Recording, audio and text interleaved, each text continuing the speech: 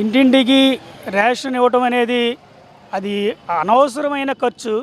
ఆ ఖర్చు వల్ల ఇంకా కొంతమందికి కొన్ని విధాన ఉపాధి కల్పించవచ్చనే ఉద్దేశంతో ఆ పథకాన్ని అంత కరెక్ట్ కాదని చెప్పేసి దాన్ని తీసేయటం కరెక్టేనని చెప్పేసి మేము అనుకుంటామండి. రేషను వెహికల్ తీసేసేసి అక్రమంగా వెళ్తున్నాయి, పక్కదారి పడుతున్నాయి అంటున్నారు. ఇంటి ముందుకు వచ్చి ఆ బజార్లో నుంచుని ప్రతి ఒక్కళ్ళకి రేషన్ వ్యాన్ ద్వారా సప్లై చేసి సుమారు 10,000 మందికి ఆ వెహికల్స్ ద్వారా ఉపాధి కల్పించి వాళ్ళ కుటుంబాలని ఆర్థికంగా అభివృద్ధి చెందే రకంగా చేశారు. సుమారు ₹1,00,000 వ్యాన్ ఖరీదు అనుకోండి, సుమారుగా 60,000 సబ్సిడీ గవర్నమెంట్ ఇచ్చింది.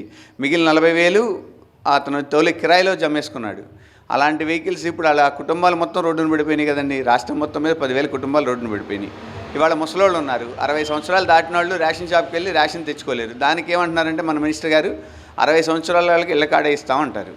60 సంవత్సరాల వాళ్ళు ఒక్కళ్ళే ఉంటారు కదా, వాళ్ళ తల్లిలో తండ్రిలో పిల్లలో లేదంటే వాళ్ళ మనవాళ్ళలో కార్డులో ఉంటారు. కాబట్టి వాళ్ళకి రేషన్ ఇవ్వడానికి వెళ్ళగలేదుగా, వాళ్ళ మనవడు ఉన్నాడు కాబట్టి వెళ్ళి తెచ్చుకోమంటారు. ఉన్న వృత్తిని పోగొట్టి వీళ్ళందరినీ రేషన్ షాప్ కాడ క్యూ కట్టించేసి నుంచో పెడతాం వలన అదొక టైపు కక్ష సాధింపులాగానే ఉంది, కానీ ప్రజలకు మేలు చేసే విధంగా అయితే లేదు.